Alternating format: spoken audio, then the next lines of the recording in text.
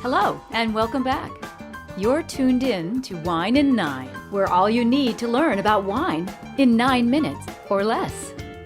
Here's your host, Bob Cappuccino. Today we're going to talk about wine temperature.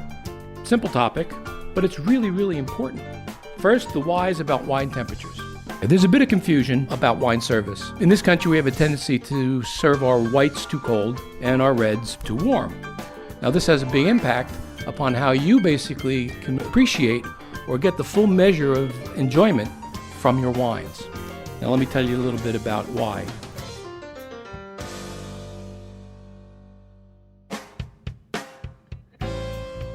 Temperature really determines how accessible and how open a wine is to your palate. I'll tell you a little story. Some years ago, we put together a group of people at the International Wine Center in New York City, which, by the way, is a great place to go if you want to learn about wine. We had about 20 wine drinkers that were there, and we presented them with 2 white wines. It was blind. They didn't know what the white wines were, except we did tell them they were 2 Chardonnays. And we asked the room to taste wine A and wine B, and they did. And after they've had a chance to sniff and swirl and smell, we asked them, okay, how many in this room preferred wine A? Predictably, about half the hands went up, which meant the other half was wine B people. So then we asked, okay, would a couple of you guys tell us why you preferred wine A to wine B and wine B to wine A? And a debate ensued. And about 10 minutes into this debate, one of our participants raised his hand and said, I got to tell you, I keep going back and forth, and it seems to me that the wines are the same, but wine A is colder. And that was exactly the right answer. It was identical wine, 4 degrees difference. And it created quite a debate between the A's and the B's as to which wine was better and why.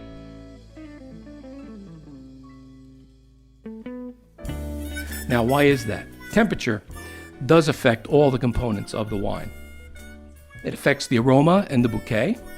And let me explain the difference between those two things. Aroma and bouquet are very different. Aroma is pretty much the intrinsic character of the grape itself that the wine is made from, and maybe with some of the little things that happen also with fermentation. Whereas bouquet is what aroma becomes with time and usually in bottle. So what you can gather from that is white wines and light red wines have a lot of aroma, but not necessarily a lot of bouquet because they're drunk younger than they would be, and bigger red wines that age in bottle, and even some bigger white wines that age in bottle, will develop something called bouquet. Now, temperature will have an impact on that, because if the wine is too cold, it'll mute the fruit, it'll mute the characteristic of that grape itself, and you might get kind of a vinous aroma, but you really won't smell the particular characteristic that we identify from varietal to varietal. And the same thing is true of the red wine. It'll have a tendency to mute the character of any aroma. And if the wine has bouquet, it even becomes a bigger issue because you won't get all the subtleties and nuance that aroma becomes as it changes to bouquet. Now, beyond that, the next thing is when you first put it in your mouth, that first impression, if the wine is too cold, all you're going to get is cold and wet. You're not going to get fruit. You're not going to get anything. And if the wine's really cold, it'll actually numb your palate and may take you a few sips to taste anything. And with a red wine, it can have a tendency to make the wine taste a little more astringent, unpleasant, like drinking a bad cup of tea. After you had that first impression, it goes into your mid-palate, where you really perceive the weight and the texture of a wine. And again, if the temperature is too cold, that's going to be muted, and what you're going to get is probably more acidity than you're going to get of the fruit characteristic of the wine. And in a red wine, this is where, especially with big reds, tannin can take over. Because tannin will coat your entire mouth and gives you a grainy, almost a bitterness that comes as you swallow the wine and you get into the finish. And then, of course, in the finish of the wine, the final part of your tasting, okay, if the wine is too cold or the wine is too warm, what happens is the length of the wine actually falls short. It doesn't carry through, as it should if it was at the right temperature.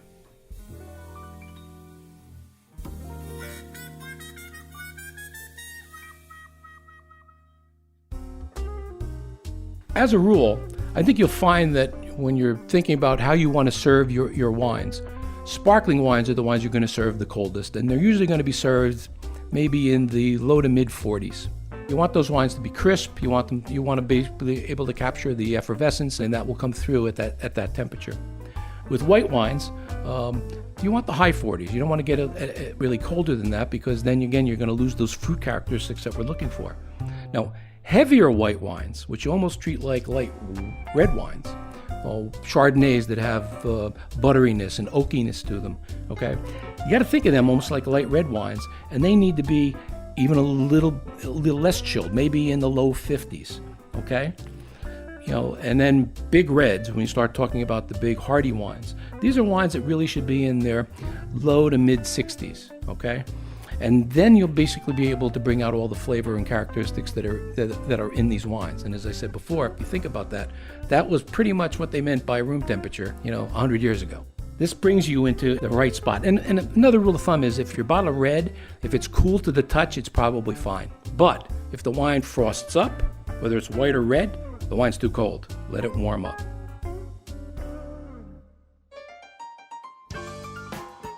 Thanks for listening to Wine in 9. We hope we used your 9 minutes wisely.